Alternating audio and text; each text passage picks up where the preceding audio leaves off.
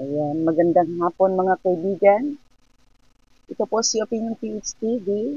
Magbibigay lang ako ng kaunting reaction, opinion at komento po doon sa nagaganap na interview ni Madam Maharlika with this PDEA agent na si Mr. Jonathan A. Morales, mga kaibigan, sa gabi. Pasensya na kayo, dito ako sa loob ng sasakyan namin kasi brown out, ang init.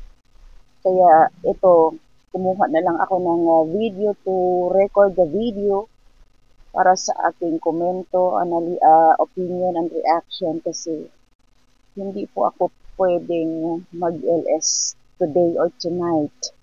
Kagabi pa po nagluluko. After ng aking live kagabi ay namatay na po yung aming kuryente. Wala na po kaming power. Bumalik ng mga 11, namatay ulit. And then bumalik, sandali, namatay na naman ulit. Bumalik siya mag 2 a.m. And then, ayun, hanggang umaga, meron, kaya lang, pagka umaga, mga 7, wala na naman siya. At ngayon, ito nga, wala nga hanggang ngayon. Kaya pa bugso-bugso lang yung dut-dutan ko. Ay, yung iba nagtataka kasi yung mga nag-message sa akin, hindi ako nakapag-reply. Pasensya na po kayo.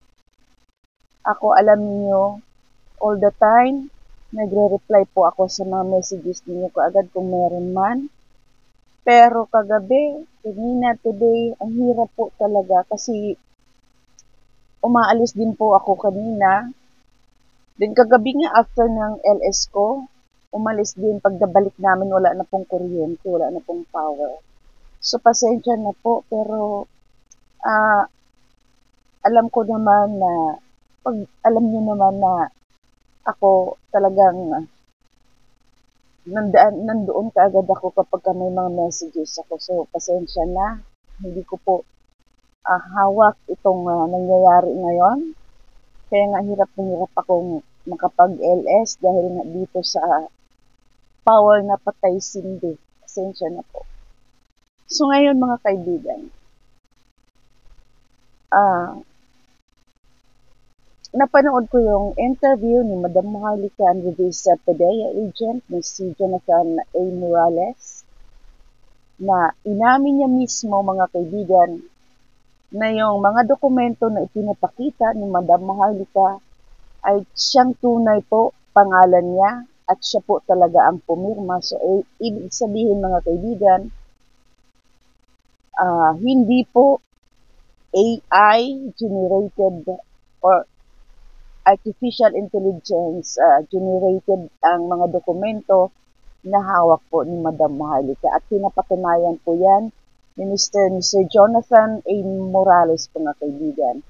Ang taliwas doon sa binigay na statement nitong si Director ng PDEA ngayon na si Lazo na ang sabi niya ito ay isang fake news, ito ay AI. So ano ngayon? Ano ngayon, Mr. Lazo, Director Lazo? Anong maisasagot mo? And thanks God dahil napag-alaman natin na this coming April 30 ay magkakaroon po ng hearing po sa Senado mga kaibigan about this issue, about doon sa sometime in March 12, sometimes in March 2012 mga kaibigan, ay sana, huhulihin sana, i-raid sana itong si Kuting ng Norte at itong si Maria mga kaibigan dahil di umano sila ay nagsisinghot ng pulburon. Kanya nga lang, hindi nga natuloy. Kaya nga, yung mga dokumento ay wala pong control number kasi kailangan pa ng, pagka matuloy yun, kailangan na i-forward sa mga kung ano-anong, syempre mga pupuntahan ng papel. Hindi ho ba? So, malinaw na malinaw po yon. And sa interview po ni Madam Maharlika kay Sir Jonathan A. Morales mga kaibigan,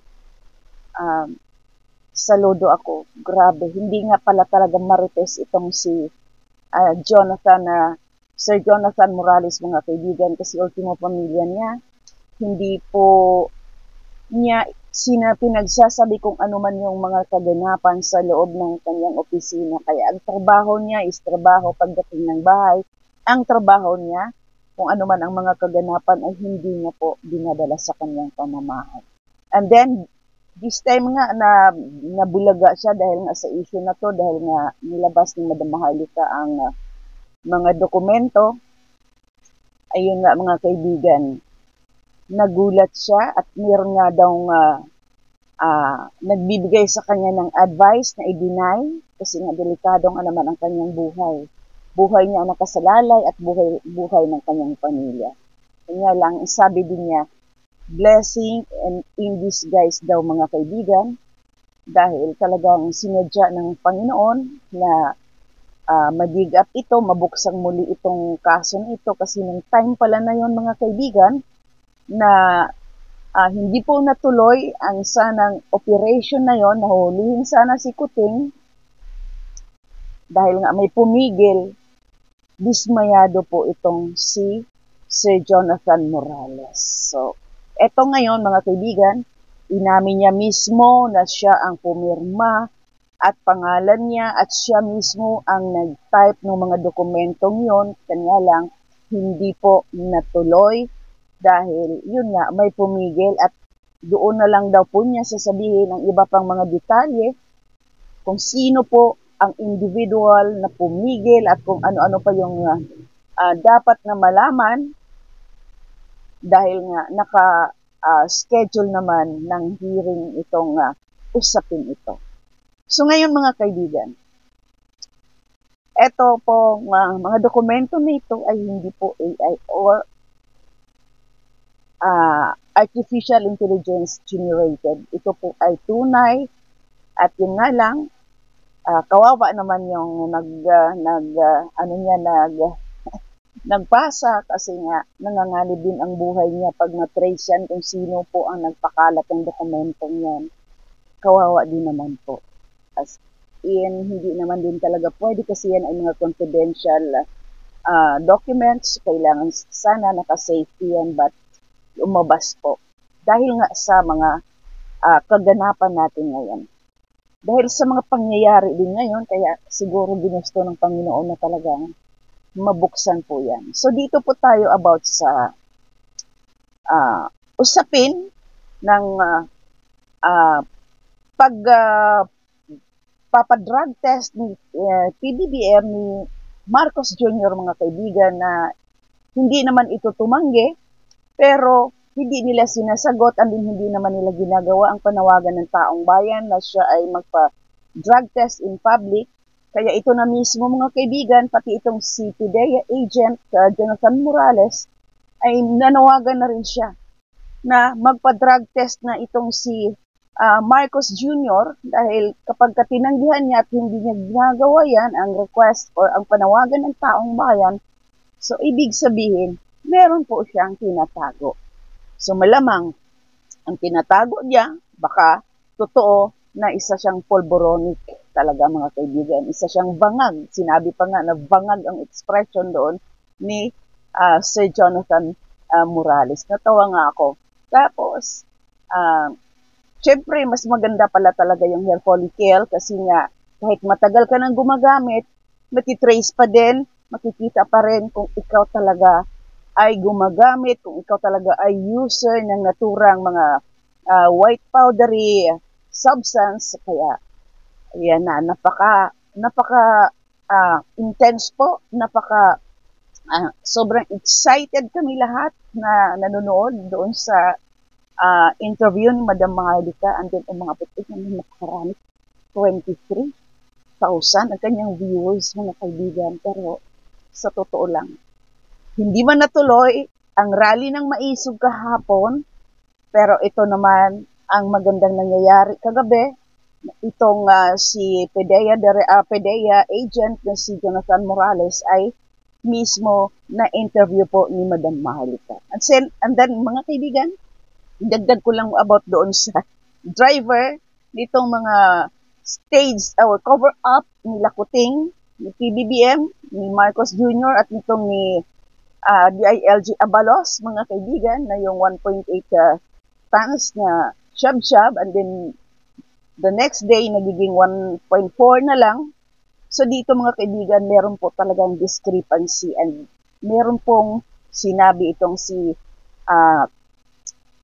Sir Jonathan Morales, mga kaibigan. Kasi nga, ang driver nahuli. Bakit siya nahuli? Kasi nga kung wala siyang violation na nandoon sa checkpoint na yon, hindi naman siya masisita. So bakit alam ng mga pulis na humuli na merong shabu, na merong illegal na item sa loob ng van, na ito ba ay kaya siya nasita?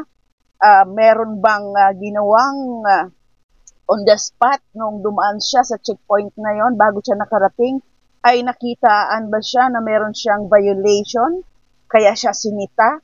Kasi kung ano pala mga kaibigan, kung halimbawa yung mga ganitong usapin, kapag alam mo yung tao na target nyo na talaga yan, sinurveillance nyo na, alam nyo na ng mga yan ang ginagawa, meron po talagang, kasi na di ba, binulat-lat yung kanyang van, nakita, di umano nahuli, nasabat yung 1.8 tons ng shab-shab. And then, bakit nagkaroon ng search na wala namang search warrant? At bakit siya magkakaroon ng search warrant, mga kaibigan? Halimbawa lang, na wala naman siyang ginawang violation, ito ay totally dumaan lang sa checkpoint, and then pinara, yung ganun lang, tapos sinita siya, na wala naman po talagang basihan kapag kaganon, kasi bawal po ang nasa checkpoint na manita kapag wala kang violation, kapag hindi ka nakitaan. So bakit ganun na lang na nalaman na may karga siyang shabu? So ito po, malaki po talaga ang nagiging discrepancy dito. Kasi ang tao, hindi mo siya nga pwedeng hulihin or file ng kaso on the spot unless meron na siyang warrant of arrest or meron siyang search warrant, kapkapan mo, di ba?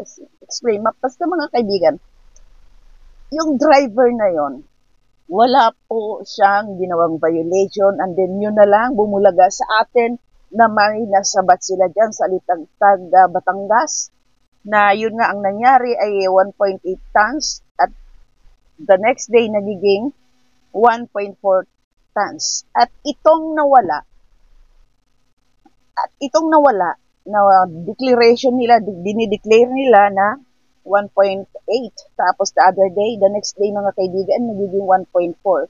So, imposible may discrepancy din po dito kasi kung magkamali man ang calculation, itong mga nagtitest na ito, ay sobra naman pong laki. Pwede siguro magkamali ng calculation ng pag-calculate mga kaibigan by grams lang. Kasi 100 grams nga daw ay malaking malaking usapin na yon mga kaibigan. Lagot ka na dito yung mga ganyan. So, dito talaga mga kaibigan, dumagdag sa kaisipan natin na ito ngang sinasabing big bust na ito mga kaibigan, or biggest role ng administrasyong Marcos na ito ay isang talagang cover up, isang stage, propaganda, isang front para lang po sa kanyang vested interest, kasi nga parating ng kanyang zona para may report siya kasi ang dami niyang issue about Polboronic, at isa na doon itong mga ginagawa nilang papogi na mga kalokohan na ito para bumango ang kanyang pangalan at may masabi siya na nakagawa siya ng big bust operation ng illegal na droga nitong kanyang administrasyon. So malinaw po yan mga kaibigan. So mga kaibigan, gusto ko pong mapanood ninyo ang full video po ni Madam Maharlika sa kanyang pag-interview po kay Sir Jonathan Morales para po maintindihan ninyo at malinawan at marami po tayong matutunan, marami tayong mga bagong kaalaman na pwede nating malaman doon po sa naturang interview. And kudos po kay Sir Jonathan Morales. Thank you sa tiwala po kay Madam Maharlika. And also kay Madam Maharlika, saludo po ako sa iyo, Madam, and tuloy lang natin. Kaya kami ang ginagawa namin ay mag-share ng iyong mga karagdagang impormasyon kasi ang nilalabanan natin dito mga kaibigan, Madam Maharlika, ay itong ating ginawa ay para po sa bayan, para po sa sambayanan. So, mga kaibigan, panoorin po natin ang buong interview ni Madam Maharlika and ni Sir Jonathan A. Morales, mga kaibigan, na dating PIDEA agent ngayon, ay sumulat na po sa Senado kay Senador Bato, kay Marcos Jr., and sa Kongreso. At ito nga, sa April 30, abangan natin dahil magkakaroon po ng hearing po dyan sa Senado with this ito siguro kay Pia Cayetano at itong si Senador Bato. So abangan natin kung ano po magiging improvement, kung ano po magiging kaganapan, kalakaran. So mga kaibigan, again, ito po si Opinion PH TV. Maraming salamat sa inyong tiwala. And ito, panoorin natin ang video ng interview ni Madam Maharlika with this grabe. Talagang ako kagabi kanina na pinapanood ko itong video ng interview ni Madam Maharlika kay PIDEA agent Jonathan A. Morales, mga kaibigan. So, panoorin po natin hanggang dulo. Maraming salamat kasi alam ko kahit napanood na ng iba kasi marami na lumalabas na sa so kailangan naman na malaman din ninyo na makapagbigay ako ng aking sariling opinion, reaction, and komento dito, mga kaibigan. So again, maraming salamat. Magandang gabi. Panoorin natin ang video. Sa lahat ng aking mga palangga, Luzon, Visayas, Mindanao. Grabe, ito na po yung pinakaabangan nating interview sa dating PIDEA agent na kung saan pumirma doon. Ikukumpirma natin kung siya talaga ang pumirma dito sa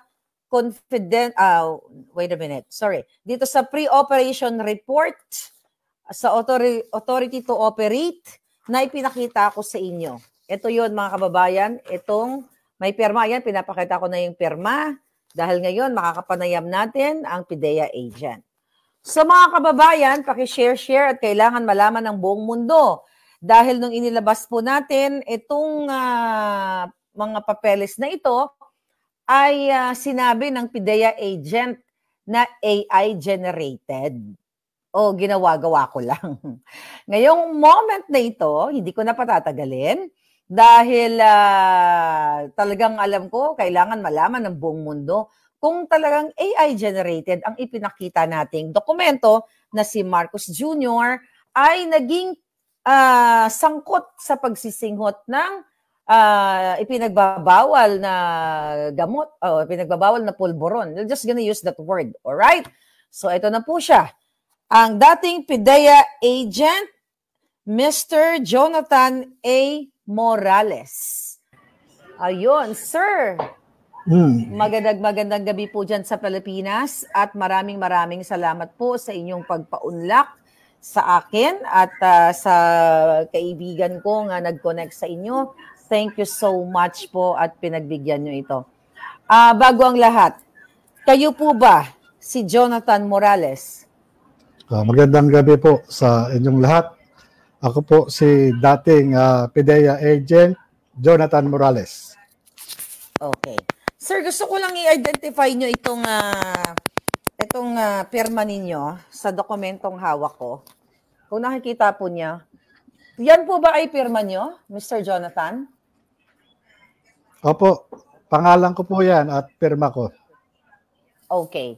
So bago nyo po sagutin itong mga dokumentong ito, for sure excited ang mga Pilipino, nakilalanin muna kayo. kayo po ay dating PIDEA agent. Kailan po kayo nagsimulang magtrabaho sa PIDEA? Or kung dati ba kayong pulis, pakibigyan mo niyo po kami ng background ninyo, sir. Dati po akong pulis at ako ay na-recruit sa Philippine Drug Enforcement Agency ni dating PIDEA Director General Junicio Santiago noong 2009. Okay, 2009. So nagsimula kayo sa PIDEA 2009. Okay. Hanggang kailan po kayo, from 2009, kasi I believe wala na po kayo sa PIDEA ngayon, di ba? Ilang taon po kayo nagsilbi sa PIDEA? Bali, humigit kumulang sa 5 taon. 5 taon. Anong year? So 2009, 10, 11? 2013 po ako nawala sa PIDEA. Bali, napag-initan po ako doon. 2013 kayo nawala sa PIDEA. So, Okay. 2013 na pag-initan kayo. Isulat ko lang po muna, mamaya na natin i-discuss kung bakit kayo napag-initan, ano? Gusto ko po kayo munang kilalanin. Okay?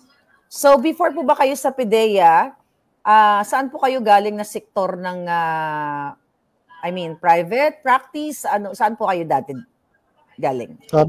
Bali, investigador po ako sa PNP nung araw. Nung ma-recruit ako sa PIDEA, gawa ng nagkaroon ng vacuum nung panahon na nire-recall yung mga ibang law enforcement units sa PIDEA noon. Kaya isa ako doon sa na-recruit ni Gerald Santiago para maging ahente doon sa PIDEA nga. So, nung nasa PIDEA po kayo, ano yung pinaka-assignment ninyo? Ano yung pinagkakabala nyo during your 4 years o 5 years? Opo. Ali, naging po ako, no? Naging operatiba, naging team leader, at naging hepe ng investigation ng Intelligence and Investigation Service. Okay. So, kanina po sinabi nyo na pag-initan kayo noong 2013. Paano po yung napag-initan kayo, sir? Ito po yung mga, paumanin po. Kasi kung mamarapatin po ninyo, ay meron po kasing darating na Senate investigation at siguro yung doon ko na lang po sasagutin yon. Ngayon po, doon sa mga iba itatanong nyo po, baka yun pa pwede ko pong sagutin kung mamarapatin po ninyo. Okay, sir. Okay, naintindihan ko po. Sige, didiretso na po ako, sir, sa aking tanong. So, gusto ko lang po i-identify po ninyo yung itong mga dokumentong ipapakita ko sa inyo. Familiar po ba kayo dito sa dokumento na ito? Opo, yan po yung pre-operation report na isa sa mga tawag dito. Alam na nung PIDEA Manual of Operation bago magsagawa ng kahit anong anti-illegal drugs operation. Okay. So ito po ay dated March 10. Alright? Familiar po ba kayo dito sa mga dokumentong ito? Yan po yung yung cover letter doon sa ginawa kong pre-ops at saka yung authority to operate para po doon sa aking boss. Okay. So, ito po, sir. Familiar kayo dito? Kasi may pirma yan po yung authority to operate. Nakalagay po dyan yung yung mga vehicles na gagamitin para doon sa operation. Okay. At saka yung duration ng operation. So, sir, sa makatuwid, ito pong mga dokumentong itong hawak ko ngayon na ipinakita sa inyo na may pirma nyo, hindi po siya AI. Ano po ang ibig nyo sabihin doon sa AI? Artificial Intelligence.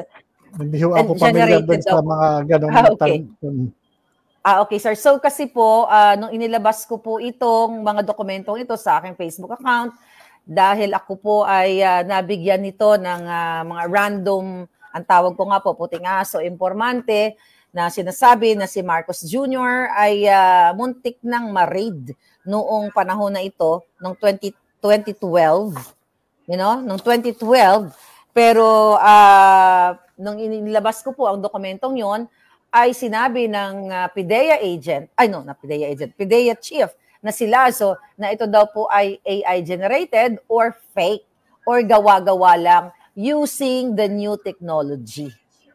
Ibig nyo bang sabihin yung AI generated, computer generated?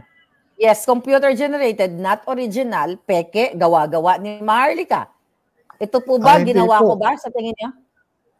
Hindi po. Sa pagkakatanda ko nga po, ako po yan. Kaya lang, meron ho kasi akong dyan sa mga dokumento na nauna nyo nang naipresenta doon sa publiko.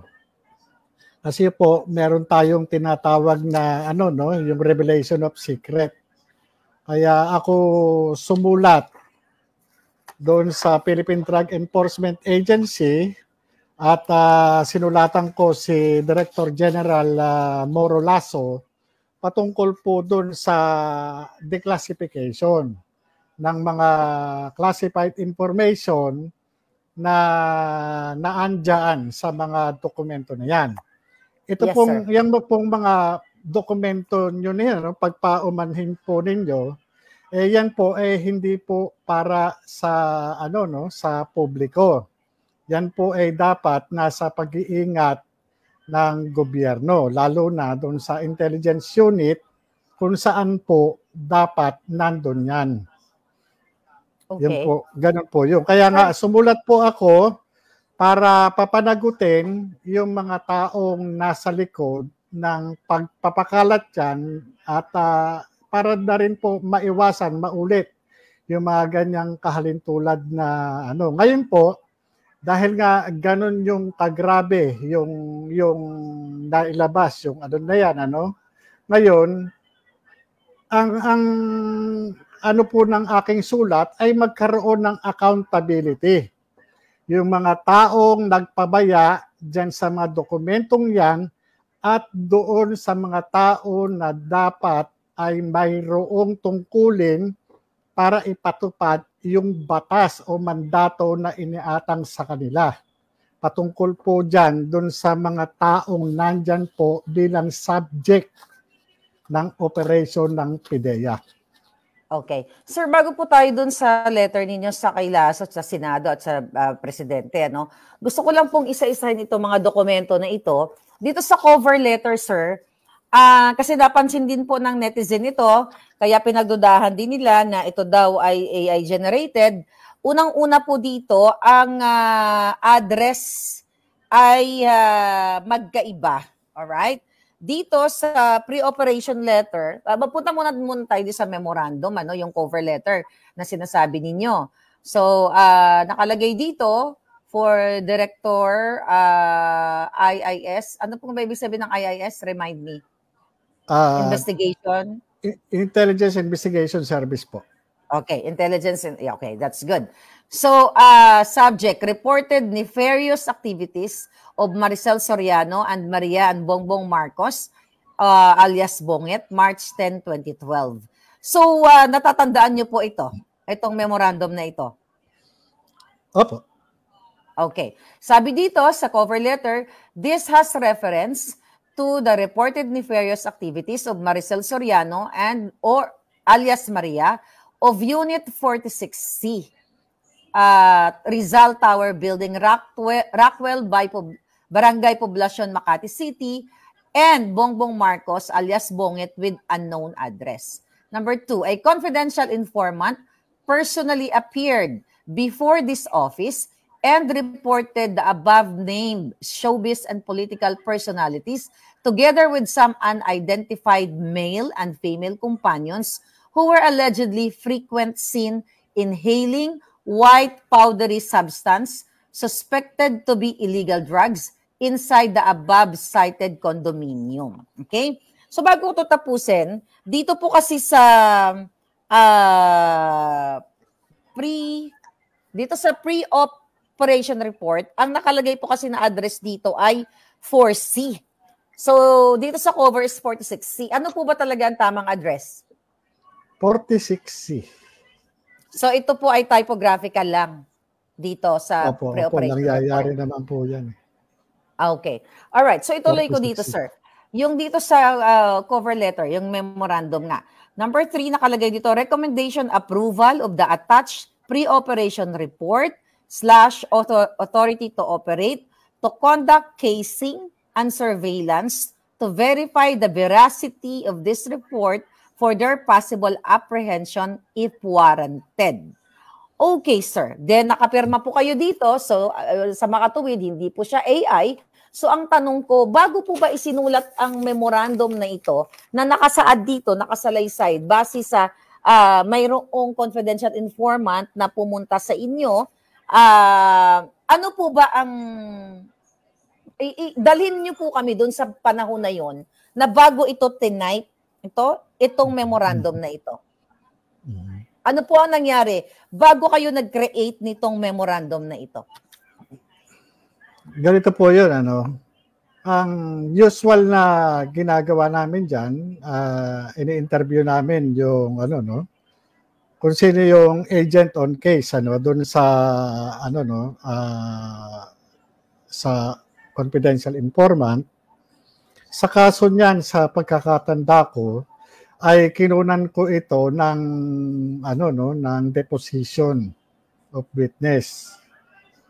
Kaya ko po sa nanigurado din ako nung panahon na yon, gawa ng sa bigat ng mga personalidad na ipinakita sa akin na downloaded computer printout na mga litrato. Talagang kaya nagpasya ako noon na i-reduce ko siya doon sa sworn statement at kasabay na rin nung paghamon ko doon mismo sa confidential informant na kung handa ba niyang panumpaan at lagdaan itong itong kanyang ibibigay na impormasyon. At yun nga nangyari, bali kinunan ko siya ng statement na umabot kami ng gabi nung kinunan ko siya. At yun, matapos doon, ginawa ko yung memo. And kinabukasan nga, nung araw na yon, ginawa naman itong pre-ops at saka yung authority to operate para makapagsagawa sana kami ng casing and surveillance. And pati doon sa aking instruction, doon sa confidential informant, for him na makakuha kahit man lang sample o maliit na kung ano man yung makukuha niya na sinasabi niyang powdery substance na ayon sa kanya available dun sa lugar o dun sa area. Kaya yun sana yung mangyayari doon. Kaya yun yung purpose niyang authority to operate tsaka ng pre-operation report para at least magkaroon ng masunod namin yung presumption of regularity in the performance of our official duties. Para pagpunta doon, pag-deploy ng tao, nandun sa loob, meron kaming pinanghahawakang dokumento na lehitimo yung aming trabaho. Okay. So, nung pumunta po yung informante sa inyo, syempre bilang isang PIDEA agent, hindi naman kayo basta-basta nagpapaniwala na, si ganito, si ganyan, nakita ko, na walang sapat na ebidensya. Nabanggit nyo kanina pictures. Meron po ba kayong natatandaang mga litrato o video na ipinakita na yung nabanggit na pangalan na artista na si Maricel Soriano at then Senador Marcos Jr., meron po bang ipinakita sa inyo ang confidential informant na pictures na naka-attach dito sa mga dokumentong ito na supposedly nasa nakatago sa PIDEA, PIDEA office? Wala pa po ba sa inyo yung mga litrato at saka yung kopya ng affidavit? Wala pa po. Baka parating pa lang. Baka parating pa lang. So gusto ko po, so meron pong litrato. Meron pong litrato, wala pong video. Kasi yung pong litrato na yon nanggaling po doon sa cellphone ng reporte o nung confidential informant. At doon nga po, kaya isa po doon sa naging motivation ng inyong lingkod para itong trabaho na ito ay idokumento, doon pa lang initially na-convince na ako na maaaring ay totoo yung report. Kaya nga doon pa lang sa litrato, no, iba't ibang pagkakataon at iba't ibang okasyon na anak nung makita ko yung litrato, yun pa rin. Pero sa kabilang banda, nung ipakita niya yung litrato, isa-isa ko talagang tinanong yung confidential informant during nung pagkuha ko ng kanyang testimonya. Pina-identify ko kung sino ito. Meron siyang nakilala, meron siyang hindi kilala, o meron siyang hindi pinangalanan. Katunayan, yung iba ron talagang nilagyan pa niya ng pentel pen yung mga muka para yung kumbaga sa ano, no, iniingatan niya yung identity. Pero doon sa mga meron siyang mga nakilala at hindi ko muna i-reveal sa inyo kung sino-sino yung mga personalidad na naandun. Pero sigurado po kayo sa pagkakatanda ninyo na nandoon sa litratong na naka-file, na i-file ninyo sa PDEA ang mukha ni Maricel Soriano at ni Bongbong Marcos? Opo. Nandoon? Nandun. Natatandaan niyo po ba kung mga ilang pictures yun?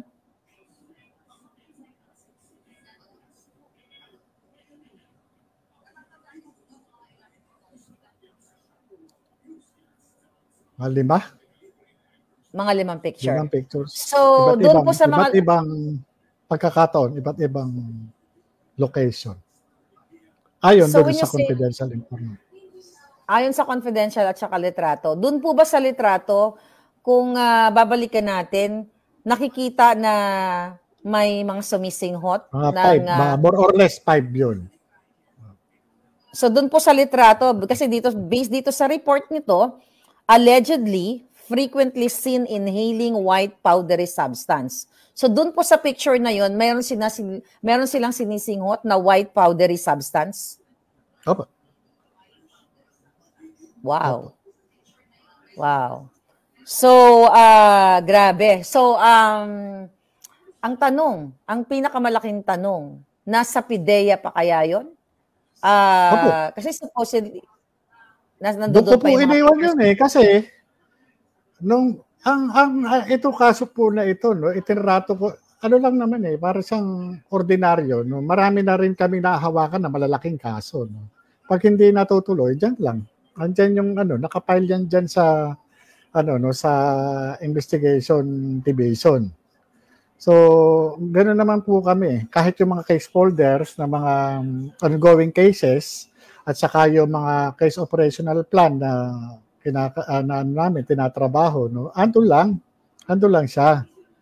Hindi naman kumbaga sa andun lang 'yon. Kaya ako talagang tiwala ako na andun. Kaya nagulat talaga ako nung mapunta sa inyo Mapunta sa inyo. Yun yung isa ron sa sabi ko, parang may mali talaga, hindi po pwede. Kaya nga ang sumulat ako, parang may managot. May managot dun sa mga nagko-custody nitong mga classified information na ito. Kasi siyempre, may mga ongoing targets kasi. At saka makakapahamak ng buhay ng ahente o ng sino mang inosente. Pero yes, naintindihan ko po kayo. Pero siguro dahil sa sobrang galit na rin siguro ng mga taga-PDEA mismo sa loob dahil sa malupit na nararanasan nila ngayon sa panahon ni gobyerno ni Marcos Jr., kaya yun din po siguro yung nag-trigger sa kanila na ilabas itong report na ito na supposedly confidential para malaman ng taong bayan na ang namumuno ngayon na si Marcos Jr. ay talagang supposedly ay aarestuhin na dapat, dadamputin na dahil sa kanyang pagkasangkot dito sa pulburo na ito, yun po ang term ko, paumanin, dito sa naganap na sesyon na inireport sa inyo ng confidential informante. Ang tanong ko po sa inyo, sir, nung nakita nyo yung pictures, okay, sa iba't ibang pagkakataon na may sinisinghot sila, nakita mo, sabi mo, nakita mo si Maricel Soriano, nakita mo si Bongbong Marcos. Si Maricel Soriano, ba kilala nyo siya bilang artista nung time na yon, nung nakita nyo yung picture? Opo. Kilala nyo siya. So, klaro. Si Bongbong Marcos po, kilala nyo siya nung nakita nyo doon sa picture?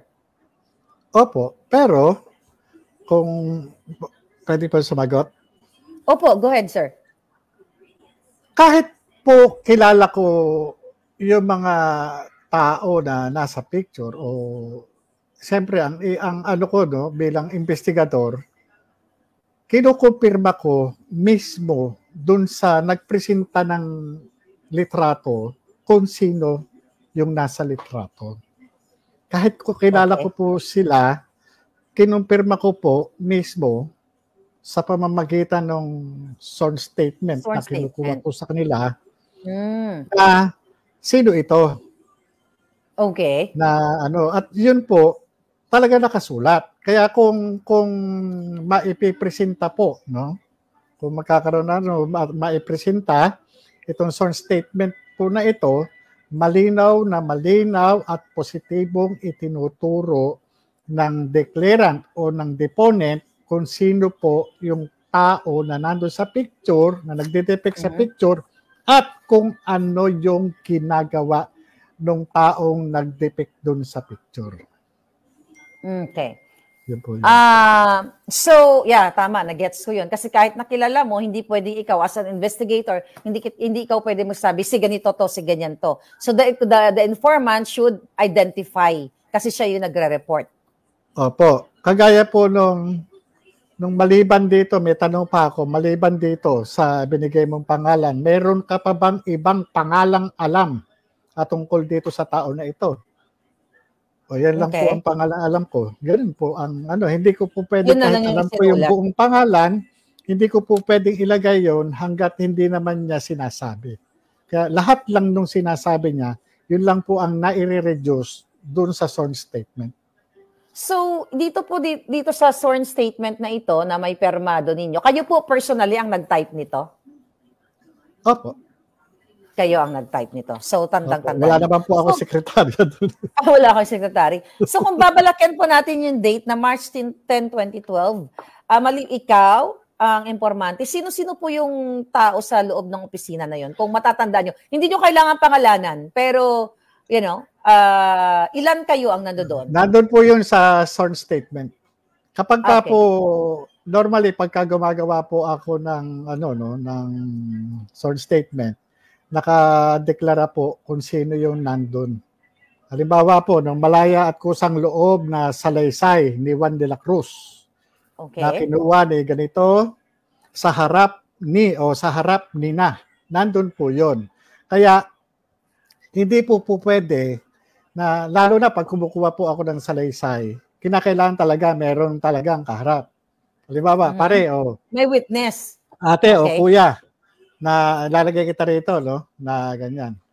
Para at least pagdating ng sa korte, meron ako maipapresenta na ito sa harap ni ganito, kinuna ko to, ito yung kasulat yung mga pangalan nila. Okay. Ganun naman Sir, po yun.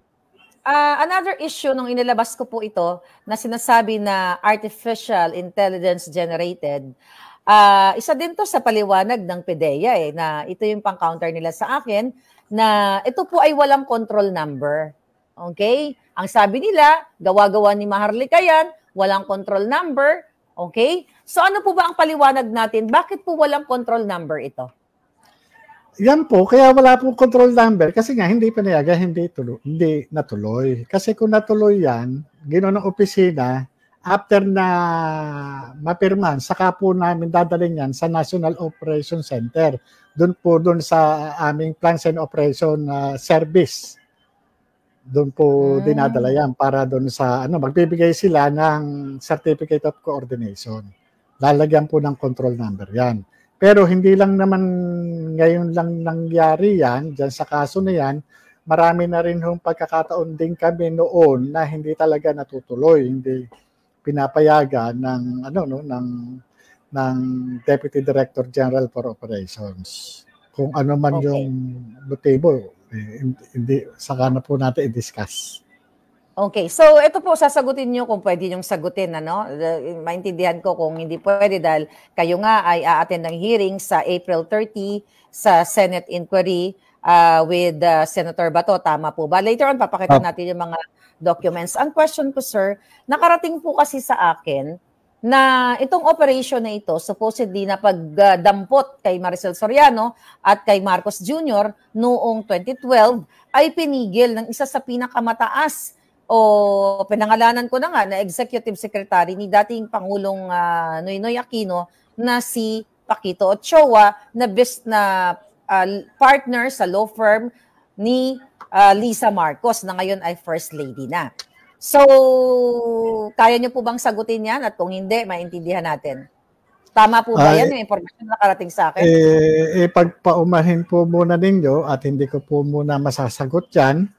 At ano na lang po natin dun sa Senado sa mismong formal investigation na gagawin ng Senado. Pero masasagot niyo po ba na talagang may pumigil dito? May pumigil.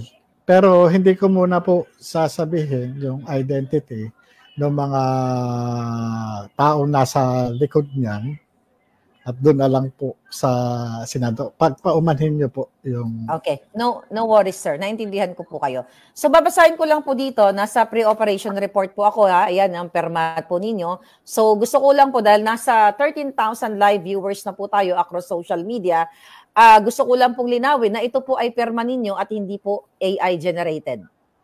Pero ako po yan. Ako po nag-prepare niyan. Okay, good. At yan po, hindi lang po isang ganyan yung napirmahan ko. Marami na rin po ako mga pre-ops, authority to operate na napirmahan na nag-negative, nag-positive yung aming operation. Hindi lang po isang beses nangyari yan. Pagpirma sa ganyan. So, basahin ko lang po under the summary of information. A confidential informant personally appeared before this office and reported that a group of showbiz and politically affluent personalities are frequently using illegal drugs inside unit for the C. Na-correct nyo na yon, typographical error. Ang tamang address ay 46C Rizal Tower Building at Rockwell, Makati. So, dako na po tayo dito sa authority to operate. Again, wala ngang control number, na-explain nyo na. So, actually, ito pong nakalagay dito, under 1, 2, type of operation, check appropriate box, surveillance. Ano po, paki-explain po dito sa aming mga ordinaryong Pilipino. Ano po bang ibig sabihin yan sa first part? Surveillance, X, casing, X. Opo, ano po ba? Ganito po yan. Ang pre-ops at yung authority to operate, isa po doon sa mga requirements ng PIDEA Manual of Operation. Hindi ka pwedeng mag-conduct ng kahit anong anti-illegal drugs operation. Surveillance, casing surveillance, entrapment operation or bypass operation, service ng warrant or search warrant. Hindi ka po pwede na mag-conduct ng anti-illegal operation kung wala kang pinanghahawakang pre-ops, authority to operate, yun, Certificate of Coordination na galing doon sa NOC or doon sa RTOC o doon sa Regional Tactical Operation Center. Ngayon kaya kung mapapansin niyo po, paki-ano lang po yung pre-ops. May mga X po yung kung halimbawa kung ang merong markings na X, yun lang po ang trabaho nyo. Hindi po kayo po pwedeng mag-conduct ng test buy o entrapment o bypass operation o ano pa man. Nakalimit lang po yung trabaho nyo specific doon lang sa surveillance tsaka casing. Kasi importante po yan dahil pagdating po sa korte, hinahanap po yan. Pag wala po yan, nadidismiss agad yung kaso. Kasi yan lang po yung nagpapatunay na talagang lehitimo o yung tinatawag na yung presumption of regularity nung inyong ginawa o tinrabaho. Ngayon, yan din yung katibayan na bago kami mag-conduct ng halimbawa, mag-apply ng search warrant o mag-serve ng search warrant, tinatanong kasi ng korte yan, halimbawa later on, pag nasa trial proper na, kung nag-conduct ba kayo ng surveillance. Paano nyo na-determine na ito yung address? Paano nyo na-determine na ito yung ganito? Diba? O paano nyo na-determine itong ganito, no? So, yan yung mga isa sa mga Kaya, kumbaga sa step by step o gradually yung ginagawa namin. Slowly but surely. Kumbaga, kagaya po ng sinabi ko sa inyo, yung purpose niyan ng pagkakandak ng surveillance at saka casing surveillance, ito yung dala namin yung confidential informant sa area. Dahil may instruction ako na kumuha ng sample ng white powdery substance. In case, halimbawa po, nahuli yung aming confidential informant na mayroong dala na suspected dangerous drugs, ikukulong yun. Pero kung meron kami ipapakita sa mga other law enforcement agency na, teka muna pare, may trabaho kami dito, ito yung pre-ops namin, ito yung authority to operate namin, ito yung certificate of coordination namin. Pawawalan nila yung CI namin o yung confidential informant. Kasi pag nakuha yan, nakapkapan niya, o ba't kami dalang drugs?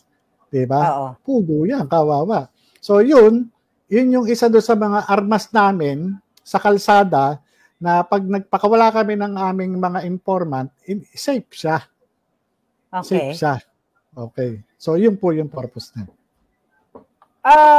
Dito sa case na to, dahil di ba hindi ito natuloy, so nagbigay ng sworn statement itong informante, nagkaroon ba ng chance na, sabi nyo nga, kailangan nyo ng ebidensya, pinabalik nyo doon kung saan nagsisesyon ang nire-report niya na si Marcel Soriano at si Marcos Jr., pinabalik nyo yung confidential informant doon? Dumating po ba kayo sa point na pinapunta nyo siya doon para kumuha ng watery substance sample for chemical testing? Nakakabalik siya doon sa area, no? Pero yung sasabihin natin pinabalik ko po siya, hindi po kasi pinayagan yung operation eh. Kasi kasi hindi po kasi po pwede. Kinakailangan covered kasi talaga nung covered nung magiging irregular sa part ng namin sa part namin Pero kung kasi siya naman nakakabalik eh. Nagkaroon pa ng after niya nagkaroon pa ng sir. Sabi niya ganito ganyan. Meron pa siyang dinideklara na pero wala talagang walang magawa dahil hindi nga pinayagan. Sir, matanong ko lang, kasi alam ko hindi nyo pa pwedeng sagutin kung sino yung mga taong pumigil sa operation na to dahil nga meron pong Senate hearing sa April 30 sa Blue Ribbon, I believe, at saka sa Committee on Drugs ni Senator Bato. Pwede nyo bang masagot sa amin, bakit hindi natuloy ang operation? Yun nga po. Bali, hindi nga po in-approve. Pero, doon sa preparation, lalo na doon sa, yung pagkakakuha ko ng deposition ng witness, ito po yung isa rin sa requirements sa application ng search warrant. Papunta na po talaga doon eh. Okay. Kumbaga sa kapag ako kumuha ng deposition, diretso ito doon sa application para hindi na pa ulit-ulit eh. Nung tinipa ko yung deposition of witness, naandun na yung niya, talagang naisulat ko na yung kanyang personal knowledge. Nagkaroon na ako ng ng information doon sa mga declaration niya. Identify ko kung sino-sino itong mga tao na to at saka yung litrato. Ang kulang na lang diyan, halimbawa kung natuloy yung surveillance, ano? Ang kulang na lang diyan is yung application. Kung susunod yun, kung sunod-sunod po yung gagawin diyan. Application ng search warrant, ihaharap ko siya doon sa executive judge na mag-i-issue ng search warrant at yun kung pinayagan ng ng higher ups noon yung operation. Talagang sasaltuhin namin yung condominium unit diyan sa Rockwell. Okay. Sir, sinabi po ba ng higher ups kung bakit hindi matuloy ang pagre-raid kay Marcos Jr. at kay Maricel Soriano noong March 11, 2012? Opo. Bale, sa Senado ko na lang po i-divulge lahat. Okay. Opo. Pasensya na po. Naintindihan ko po kayo, sir. Okay, dadako po ako dito sa number 5 ng authority to operate. Okay, number 5. Ang nakasaad po dito, sir, ay team leader / contact number agent. Kayo po to, Jonathan A. Morales. Mayroong, I think yung number na ito is number ninyo. Ano po yung number ko po dyan? Anong number ko? Ito. 5. Ayan po. Ano po ba ibig sabihin ng number na yan? Hindi, yung number ng telepono.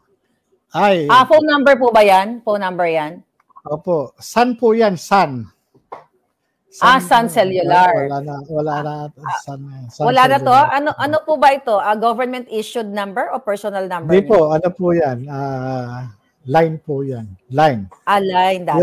Opo. Yung mga numbers po dyan, plate number po nung sasakyan namin. Okay. Yun po, sir, 850, yun po yung number controlling number nung Mazda 3. Pakitingin po kung pareho. Doon sa ZK850. Tama po. Ayan. CKC 850 po. Ayan po. Okay. Sir, yun po yung Go ahead. Yung sa telepono po, yung number dyan, kung makita niyo 850, yan po yung number doon, plaka ng Mazda. Sir, ito pong nakalagay dito, pangalan ninyo nga, and 7 others. Anong ibig sabihin nito, sir? 7 others. Jonathan Morales and 7 others. Ganito po yan. No? Bali, pag lumalakad kami, halimbawa, isang team leader, tapos 7 operatives. Minsan, hindi naman nakukumpleto yan, pero usually, nilalagay na rin namin para kung mag-deploy sa area, halimbawa, 3 ahente o 4 ahente, doon na lang magsusunuran sa area. Kasi yung iba, pagka may mga binabantayan din silang trabaho, kung ano man, kung wala pang galaw doon sa ibang area, makakasunod sila in case na meron kaming susundan. Kasi pagka surveillance, ang trabaho namin, may mga pagkakataon na halimbawa nakita namin yung subject o yung target, gumalaw o nagkaroon ng movement, susundan namin ito. Kaya usually pagka ganyan, kahit na 2 o 3 ahente, pero nilalagay namin yung mga ibang operatiba para pagsunod sa area. Kasi kapag ang mga sasakyan namin nakadeploy, halimbawa sa isang lugar, lalo na dyan sa Rockwell, hindi ka pwedeng tambay-tambay ka dyan kung sisitahin ka ng gwardiya or pag minalas-malas ka, talagang matututukan ka pa ng mga nasa mobile. Kasi siyempre, lalo na pag hindi ka coordinated, mapapadapa ka sa kalsada. Dahil mapagkakamalang kang holdupper o kidnapper. Siyempre, kayo, armado, natural, dapat lahat lahat ng proseso na hindi kayo ma-disgrasya o ma-avoid yung misencounter, yun, kinakailangan dokumentado kayo. Sir, gusto kong balikan yung sabi mo more or less 5 pictures na ipinakita sa inyo ng confidential informant nung March 11, March 10, 2012, na sinasabi mo na positive kayo based sa pagkumpirma ng informante na ang nasa litrato na sumisinghot ng white powdery substance ay si Maricel Soriano at si Bongbong Marcos. Maalala niyo pa ba kung colored po ba yung picture? Opo, Naalala niyo pa ba? Colored. Kasi kuha po yun dun sa cellphone ng confidential informant. At yun nga po, bali i-print out niya, pinakita naman din niya eh. O ito yan sir, o ito ganyan, nasa cellphone niya. So ngayon, yung dala-dala nga niyang computer printout na mga pictures na depicting several personalities including Maricel and politician Bongbong Marcos, yun po, pina-identify ko naman sa kanya eh. At siya yung nag-identify? Opo, siya. Hindi naman, kahit na kilala ko kung sino yung mga personalidad na yun o kapareho ng muka, sa kanya ko po pina-identify at yun, ipinanumpaan niya doon sa Legal and Prosecution Service. Pinanumpaan po niya yun. So, sir, gusto ko lang, curious lang ako. Naalala mo ba kung anong suot ni Marcos Jr. nung nakita mo sa litrato nung habang sumisingot siya ng white substance na yon, powdery white? Hindi ko na po masyadong Pero yun, merong pagkakataon na nagiinuman eh.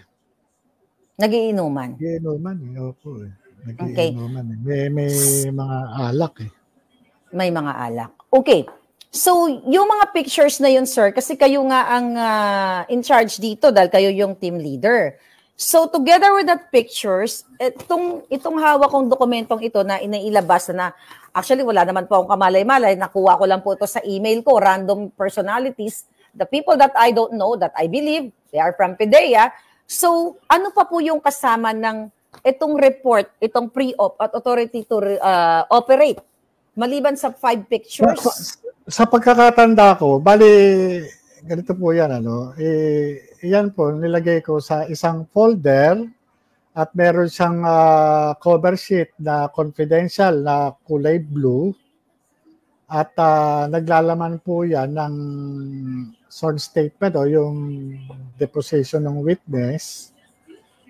Tapos yung mga computer printout na pictures na downloaded from confidential informant sa cellphone. At yun nga po, kaya related itong mga pictures na ito dun sa deposition ng witness kasi nga nandun po yung kanyang declaration at yung kalaunan, pinanumpaan pa niya po yun talaga dun sa Legal and Prosecution Service. Kasi nung time na yun talagang nung sinabing nung magbalik nga siya nung sir matutuloy ba tayo? Wala eh, talagang ayaw nung ayaw higher ups. BDGO. Kaya wala hanggang sa na-shelve na lang yan. Sir, Kaya yung folder na yon nandun lang eh. Sa totoo lang yung mga folder namin sa IIS lang naman eh, nakapatong lang yan doon, nakasalansan eh. Dahil nga, yung IIS is isa sa mga yung area na yon, kumbaga yung bang, kung hindi ka authorized, kung hindi ka naka-assign doon, hindi ka pa pwede pumasok doon eh. Kumbaga ito yung isa sa mga exclusion area doon sa, sa PIDEA. Napakahigpit kasi hindi naman PIDEA ka, pwede kang maka-access doon eh. Hindi. Okay. So, sir, naintindihan ko na sa ngayon, hindi mo pa masasagot, hindi mo makakonfirm yung nakarating sa aking impormasyon na si Paquito Ochoa, dating Executive Secretary, ang isa sa mga pumigil nito. Ang tanong ko na lang po, ano yung pakiramdam mo bilang isang PIDEA agent na supposedly na ginagawa mo ang trabaho mo para sa Pilipino para panagutin ang sinuman, kay artista ka, kay politiko ka, kung ordinaryong citizen ka, na rumisponde sa report ng mga confidential informante na may mga nagsisinghot doon. Ano yung, nung time na yun, kung maalala mo, ano yung pakiramdam mo na parang sinupil, okay? Sinupil ang iyong trabaho eh. At paano ba ang term dyan? Sinupil ang, kumbaga, pinigil yung dapat na trabaho ang ginagawa mo as PIDEA agent. Nung time na yon na ayaw ituloy for whatever reason, dahil hindi mo pa masabi sa ngayon, dahil nga gusto mong i-reserve yan sa Senate, ano po yung feeling nyo that moment na pinagbawalan kayong ituloy ang pag-aresto o pag-raid dito kay Maricel Soriano at kay Bongbong Marcos? Disappointment. Kasi unang-una, ang Comprehensive Dangerous Strikes Act, ginawa yan para sa para sa any person, hindi, walang exemption diyan eh. Kumbaga sa ginawa yang batas na yan para papanagutin sa batas lahat ng tao, kahit na sinong tao.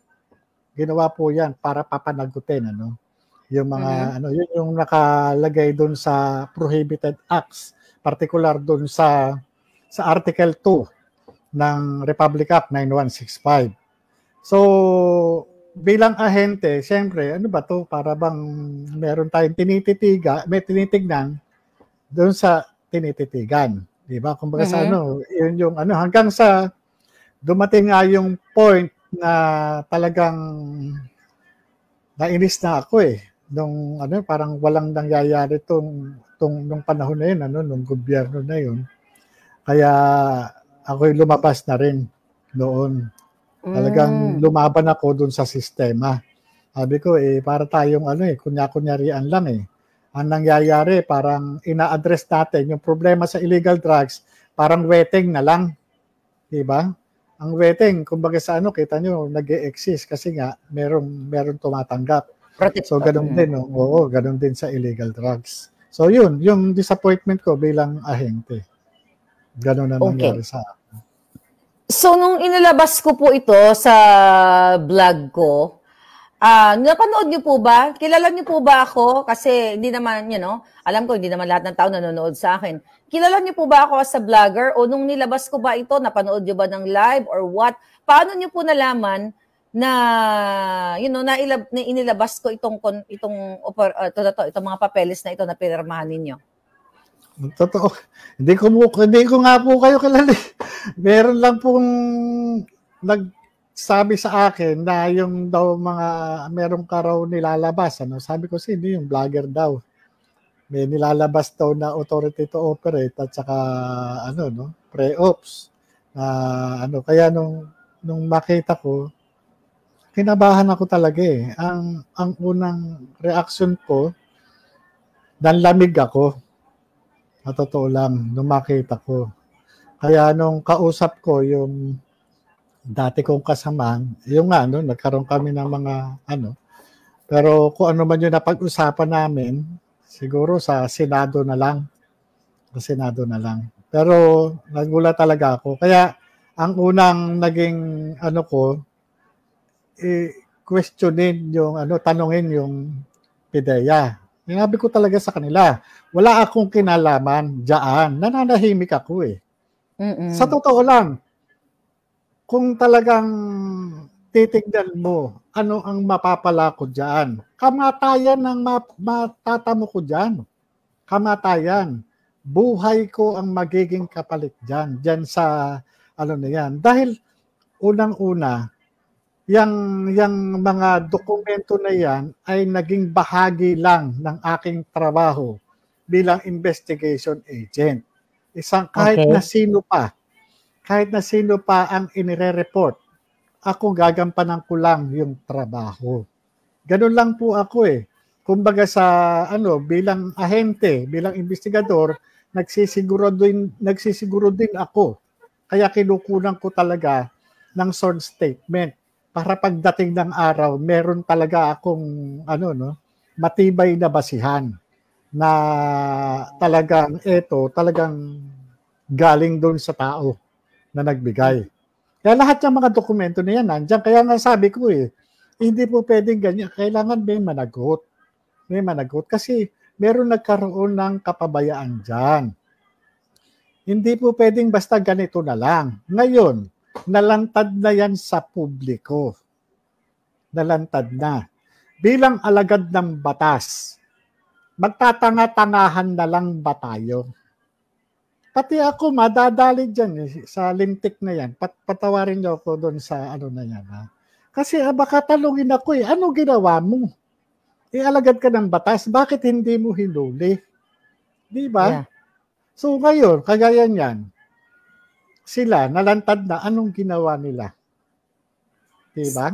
So Sir, dapat ang tanong, dito merong accountability, yung mga may mandato dyan sa Yes, sir. Comprehensive Dangerous Drugs Act. Ang tanong ko po sa inyo, nung sinabi po sa inyo, o sino man ang nagsabi sa inyo, kaibigan, na may isang vlogger, ako nga po yun, na inilabas ko itong supposedly na pag-grade kay Maricel Soriano at kay Bongbong Marcos noong March 10, 2012. Meron po ba kayong galit sa akin? Alam niyo, sa totoo lang, nung una, no? Pero siguro, nung una, no? Pero nung naisip ko rin, later on, no? Sabi ko, siguro, blessing in disguise, siguro kalooban na rin siguro ng Diyos. Ito na, na lumabas ito para unang-una, ma-address ng tama itong issue na to. Kasi yung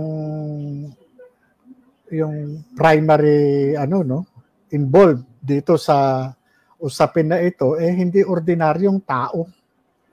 Kaya nga kaya yun din yung laman ng sulat ko na sa sa Blue Ribbon Committee at saka dun sa Public Order and Dangerous Drugs na dapat magsagawa sila ng investigation in aid of legislation para once and for all magkaroon ng ng sapat na batas patungkol doon sa mga ganitong ganitong problema.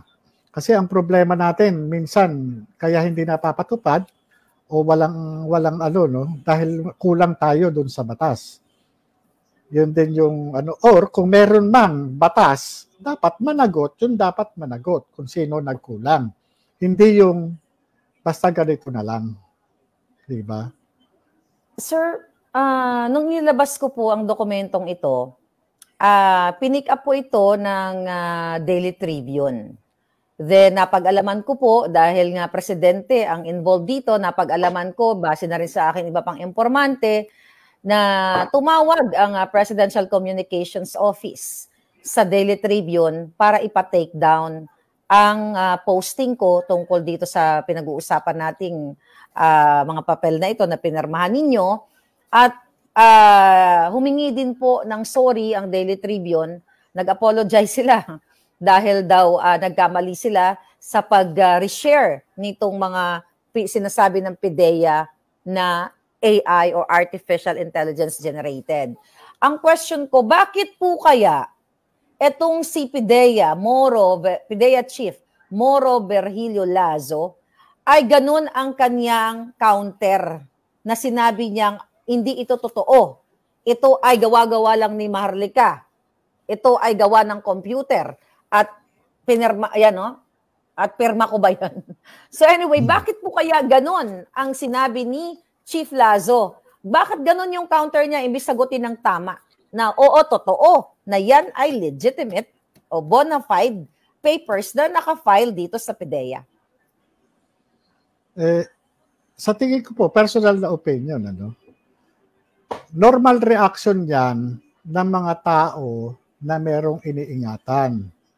Kagaya niyan, halimbawa, yung appointing authority ay yung nagbigay ng pagkakataon sa kanya upang humawak ng isang ahensya katulad ng PIDEA.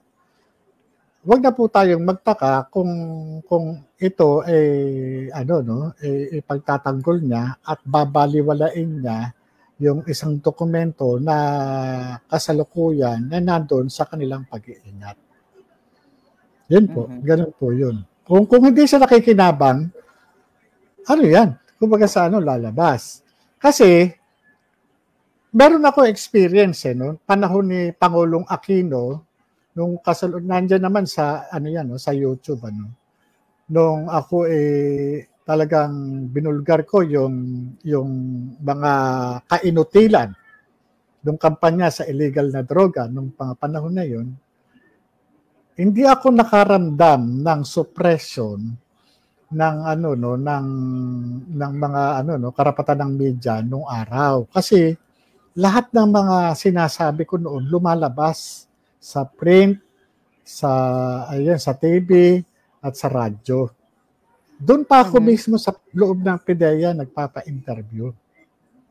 Doon po, na-interview na ako niyan, sila Anthony Taberna, sila Ted Pailon, sila Jay Ruiz, yan, yung PDEA press corps, iba't ibang talagang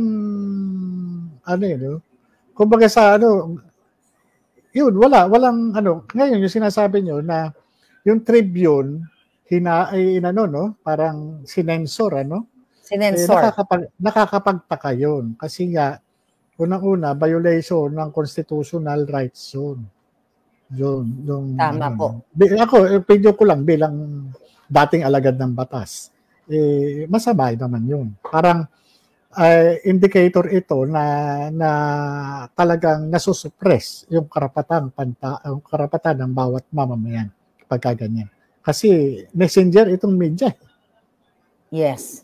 So, tinatanong po ng ating viewers, kayo po ba, kasi nakarating po sa akin na, I don't know, maybe your friends, na parang may umaaligid-aligid sa inyong village. So, nakakaramdam po ba kayo ng takot or banta sa inyong buhay? Lalo na po ngayon na lumabas kayo. Alam niyo, normal lang po sa alagad ng batas yung ganyan. Ang ko naman po, sa akin, sabi ko nga, ba't ako matatakot dito sa mga ito? Trabaho lang. Hindi ko naman sinabi sa kanila mag-cocaine sila . Hindi ko naman sinasabing mag-drugs kayo . Diba? Ako, trabaho lang. Ba't kayo magagalit sa akin? Okay. Diba? Kung sino man kayo. Diba? So, mga kababayan, mga palangga, we're like 23,000 live viewers across social media. Sir, ito sinend din sa akin, itong Committee on Public Order na kung saan nga iniimbitahan kayo at may perma ni Committee Secretary. Ito po ba ay legit, sir? Tama po ba ito? Hindi po ba ito AI? Opo. Opo. Okay. Ganyan so, po yung buti kayo may kopya. Ganyan po yung pinadala sa akin. Okay. So, sir, ang tanong ko, ano ang inaasahan nyo sa Senate hearing? Yung yung matakel itong issue at yung magkaroon tayo ng sapat na batas na patungkol doon sa sa issue na talagang inaantay ng taong bayan. At yung maipaliwanag ko rin yung side ko dahil dito sa paglabas nitong mga classified documents na dapat nasa possession lang ng Philippine Drug Enforcement Agency. At yung aking mga sulat kay Pangulong Marcos at yung doon sa hamon ko sa kanya na magpa-hair follicle drug test. Yun po yung Okay. So, ang tanong ko, sir, nakakalungkot dahil ikaw mismo nakita mo yung litrato ng presidente ngayon. Dati hindi pa siya presidente. Based doon sa confidential informant nga na ipinakita sa inyo mga litrato na talagang may singhutang nagaganap. Ano ang gusto mo mangyari sa presidente? Kasi nga, ayaw po itong pinabulaanan nila ito . Nagsimula po ito kay Pangulong Duterte. Actually, si Pangulong Duterte ang nagsimula prior the election, hindi ba niya pinangalanan si Marcos Jr. na may isang candidate, isang presidentiable na nagsisinghot. Okay? Then dumating po ang Maisog Rally sa Davao, sa Cebu, at talagang tahasang sinabi ni Pangulong Duterte na yes, ang Presidente Marcos Jr. ay nakita niya sa listahan ng PDEA na siya ay nagpulburon. Yun nga ang term ni Pangulong Duterte. So, sa harap ng libo-libong viewers natin, tama ba ang sinabi ni Pangulong Duterte na si Marcos Jr.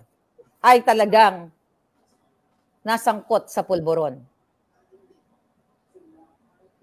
Alam nyo, ang yung sinasabi ni Pangulong Duterte, ang di umano'y pinagbasihan niya ay yung PDEA report. Ako, sa akin, hindi na ako nagtaka pa para tungkol doon sa kasi unang-una, karapatan ng isang pangulo ng bansa na makakita ng ng mga report na kahalintulad doon sa pamamagitan ng mga intelligence brief na tinatawag yung mga briefer.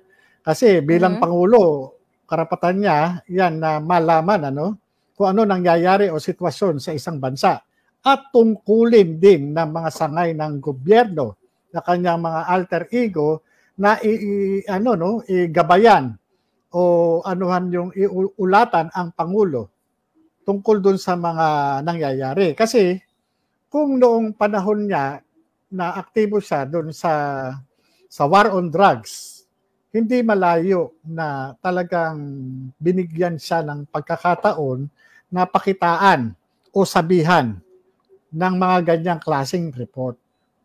Kasi unang-una, Presidente Duterte, hindi ko naman kilala yan Okay. Na personal kilala ko siya bilang presidente. Kilala ko siya bilang presidente pero ako hindi niya ako kilala.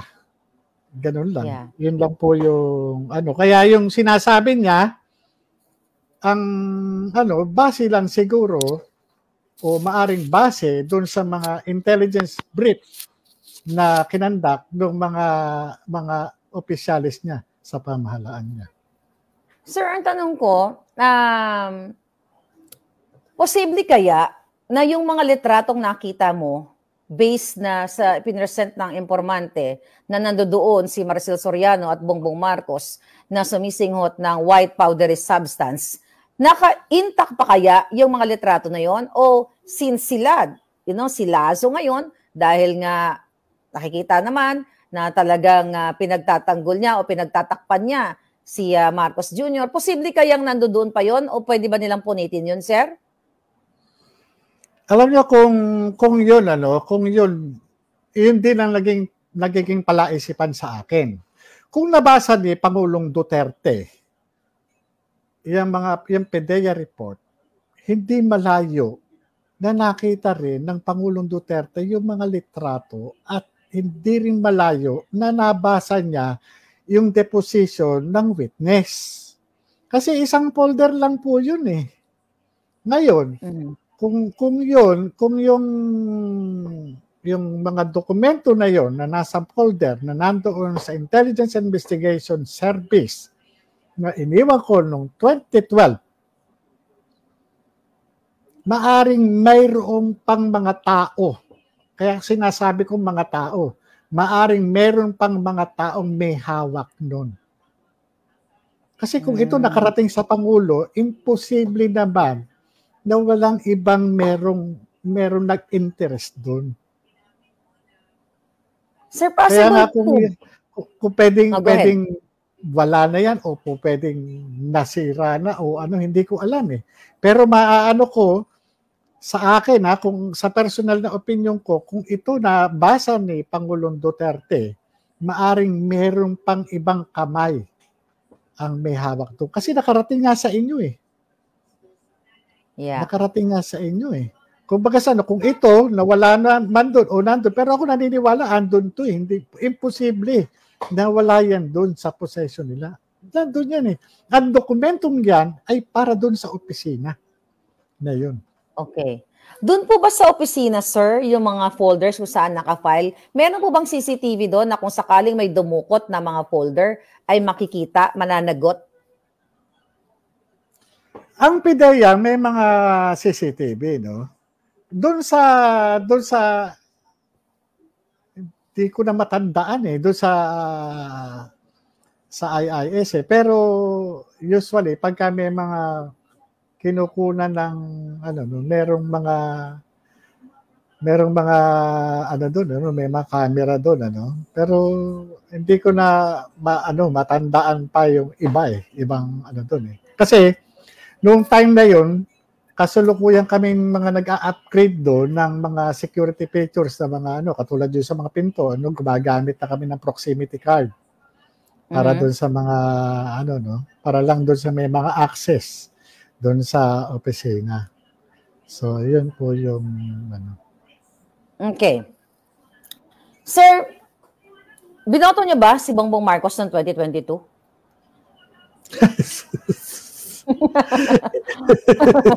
Gusto ko lang po malaman. Yung asawa ko. Pero, sabi ko nga po sa kanya, sabi ko, kilala mo ba yan? Hindi, basta, wala, ano. Totoo lang, isko ako. Hindi po kayo isko nag-object? Ako. Noong 2016, Grace po ako. Okay. Yun po, ganun po. Pero sa bagay, kanya-kanya. Hindi kayo nag-object kasi parang kung ako yun, nakita ko, kung ako nasa posisyon mo, nakita ko na ang tumatakbo ng presidente, nakita ng dalawang mata ko, na doon sa picture ay sumisingot siya ng pulburon, definitely sasabihin ko sa asawa ko, huwag mong iboboto yan kasi nagpupulburon yan. Sinabihan niyo po ba yung asawa niyo? O alam ba to ng asawa niyo? Yung nakita niyo noong 2012? Alam niyo, yung malungkot doon eh. Kasi yung nangyayari doon sa opisina, hindi ko pwedeng dalhin sa bahay. Okay. Kaya, at saka, ang sabihin lang ng asawa ko, sinisiraan ko lang yung idol niya. Parang gano'n. Oh, okay. Tapos, siyempre sa amin naman, gano'n eh. Pero yung mga kaibigan ko dati, katulad ng mga nakasama ko dati yan, sila Nilo Tayag, sila Colonel Bonifacio, yan, mga Marcos loyalists yan nung araw. 2015, nakasama ko sila. Yan sa grupo ko sa Anti-Drugs Advocate. Yung ang inaano nila, nasuportahan itong si, pero sabi ko, nag-decline ako. Kasi sabi ko, hindi ko lang masabi sa kanila, no? Na alam ko yung background niyan. Yun yung time na yun. Kaya ako noon, parang nagkaroon kami ng ng pag-aaway nila Colonel Bonifacio. Yan, sila Colonel Cabuatan, nakakagrupo namin yan dati.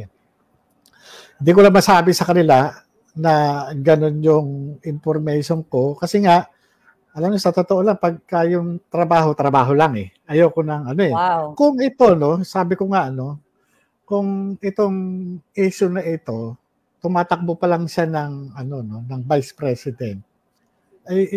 Sana inilabas ko na, pero wala hindi ko kasi trabaho yan eh.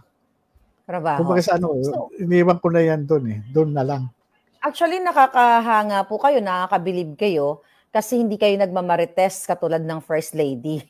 hindi nyo minarites, hindi nyo chiniswi sa inyong asawa na yun nga, binoto si Marcos Jr., hindi nyo pa rin siniraan si Marcos Jr., kahit na nakita nyo mismo doon sa report na yon, dito nga sa ito, kasama itong mga papel na ito, even sa mga mga kaibigan ninyo. So nakakahanga po yung ganong klaseng tao na talagang hindi nyo siniraan si Bongbong Marcos dahil nga sa respeto mo o sa magandang credibility mo siguro bilang isang dating PIDEA agent. Kanina po, sir, nabanggit ninyo na nagtataka ka kung bakit ito nakakalabas, itong mga ganitong confidential papeles na ito na dapat may managot. Naintindihan ko yon. Pero kasi, sir, ang point ko naman dito, hindi ba dapat malaman din ng taong bayan kung sino ang pumigil sa inyo? Kung bakit hindi natuloy ang raid? Kung bakit hindi nanagot sa batas itong mga itong si Bongbong Marcos nung time na yon?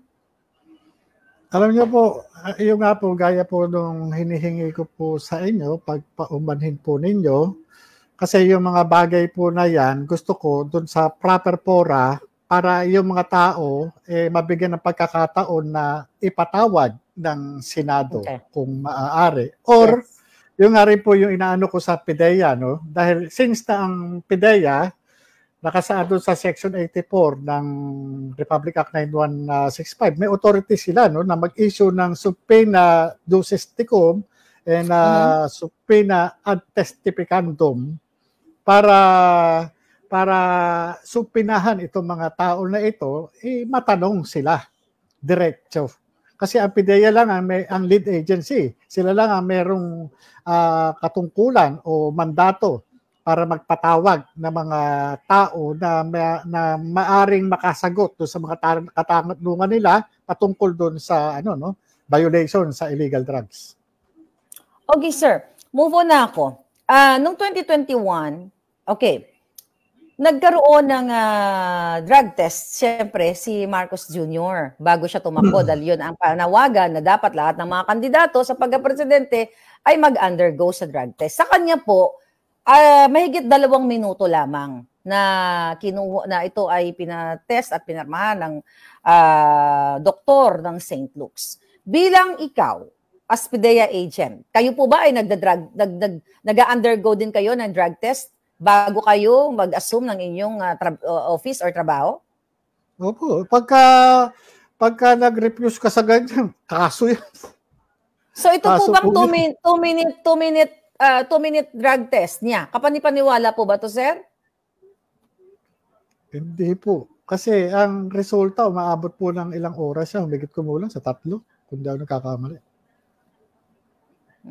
Okay. So, maliwanag mga kababayan. So, baka po sa Senate, pwede rin itong pag-usapan na ipatawag yung mga doktor. Kung sino man ang pumirma sa kanya. Kaya po nung sinasabi ko sa inyo, doon sa power ng PIDEA, na mag-issue ng, ng subpoena, sa mga ganyan, pwede po nila ipatawag yung doktor, yung medical technologists, yung drug testing facility para once and for all makapagpaliwanag sila bakit ganito. Kasi pagka ganyan, merong mga naging questionable yung kanyang drug testing result. Yun, may dapat may managot. At dapat pagka ganyan na pinagpapaliwanag yung mga nandyan sa drug testing result, dapat ulitin. Okay. Dapat. Sir, nung time na pinag-drug test si Marcos Jr., napakabilis niya, parang backdoor yung kanyang pulburon test, ang bilis.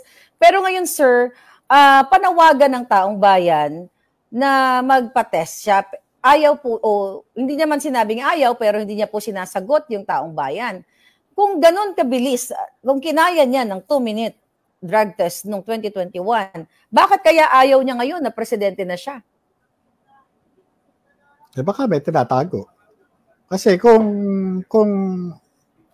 walang iniwan yan doon sa mga doon sa mga operator o mga law enforcer na umiiwas sa drug test. Ito yung mga alam naman na common na gumagamit ng illegal drugs. Ang taong natatakot lamang sa mga ganyan o umiiwas, ito yung mga natatakot na mag-positive sila. Kasi yan naman yung basihan Kumbaga sa scientific method Hindi naman po pwedeng ang isang paghihinala o akusasyon na ang isang tao ay may cancer o merong anuman, ang dyan is scientific method. Diba? Through laboratory testing. Katulad dyan, kung drug use, dapat mag-undergo siya ng drug test. Pero sa kaso niya, at alam naman ng mga tao na mukhang meron siyang ginagawang paraan para mag-negative, kaya ang demand sa kanya, lalo yung grupo namin, ang demand namin sa kanya is hair follicle drug test. Okay. Kumbaga sa inyo, talagang yun, makikita talaga kung kahit na matagal kang gumamit, makikita ron. At kahit na matagal o bago makikita. Kung gaano kang katagal. Yung period, parang yung ginagamit na test doon sa mga diabetic patient, di ba? Merong kinukuha dito, merong kinukuha talaga dito sa level. kung ilang buwan nakikita. nakikita. Yeah. So sir, bago ako mag-move on sa napaka-importanting tanong tungkol din sa pulburon, may gusto ka pa bang idagdag dito sa na-witness mo nga na nung balikan ko, nung March 10 na may isang informante, confidential informante, na nag-present ng ebidensya na si Marcos Jr. at Maricel Soriano ay may sinisinghot na white powdery substance. May gusto ka ba bang idagdag dito sa ating pinag-uusapan? O mensahe mo sa kanya? Kay Marcos? Siguro ang natin sa sa ating pangulo na sundin mo yung panawagan ng taong bayan na ikaw ay magpa-drug test. Ito palagay ko naman kapag ito naipakita niya naipakita niya na negative siya, matitigil eh. Pero siguro ang kinatatakot niya, mag-positive siya. Magpa-drug test ka, yun lang. Para at huwag ka magagalit sa akin kasi ako'y trabaho lang. Wala akong personal na hindi tayo magkakilala, hindi mo ko kilala, hindi rin kita kilala. Kaya huwag ka magagalit sa akin kasi yung pagkakaroon ng ng mga dokumento na diyan sa PDEA ay parte lamang ng aking trabaho bilang ahente. Ikaw man dumagay sa katayuan ko at may dumating na informant, talagang gagawin mo rin naman yung trabaho mo. Ikaw ay isang ordinaryong tao lang nung inire-report ka sa akin at ito naman tinrato ko naman na isang ordinaryong kaso lang din. Kaya wag po kayong magagalit sa akin. Gawin na lamang po natin, sundin na lamang po natin ang panawagan ng milyong-milyong Pilipino na ipakita nyo sa taong bayan na kayo ay malinis. Diba? Na hindi kayo drug addict o bangag. Yun lang po. Okay. Sir, so itong mga nakaraang araw, for sure, nakikita nyo po dahil kayo ay advocate ng anti-drugs. Kayo po ay mayroong non-profit organization. May iniyabang po ang gobyerno, PNP, PDEA, lalo na ang Pangulong Bangag, pangalanan natin Bangag uli dito, doon sa nahuling 1.8 tons na randomly, na checkpoint daw ito, din nahuli. Ano po yung point of view nyo? Tama ba yun na yung ganong klaseng malaking halaga o malaking 1.8 tons nitong illegal na pulburon, yun na lang ang tawagin natin, na nahuli, tapos bilang iniyabang na ito ay historical at first time in the history of the Philippines na nakaluhuli tayo ng ganyan. Ano po ang nakikita nyo? Ano ang mali doon? Bakit ganun na lang na after nilang magyabang sa media, 1.8, then kinabukasan naging 1.4, then itinago po nila yung driver. So ano po ang paliwanag nyo bilang isang kayong PDEA agent? At ito po ang inyong trabaho itong mga pinagbabawal na substance na ito. Una-una po, ang gusto ko lang pong linawin, kung ito bang yung 1.8 o 1.4 tons ng shabu nahuli sa isang anti-drugs operation. Di ba? Kasi kung ito isang normal kagaya ng checkpoint, ang tanong ko lang dito, papaano nagkaroon ng warrantless search? Di ba? Kasi kung ito checkpoint, palagay natin yung sinasabi nagkaroon ng warrantless search, yung na-rekisa yung isang van na di umano ay naglalaman ng ng mahigit 1 toneladang shabu. Oo. Ang tanong, paano nagkaroon ng warrantless search kung ano ba yung na-violate nung driver? Kasi sa batas, kinakailangan meron kang merong bago ka mag-search, kinakailangan meron muna na-commit na krimen yung isang tao, yung driver doon sa van, yung siya may dala Diba? So, ibig sabihin, okay, go ahead, sir. Kasi doon sa doon sa revised rules criminal procedure.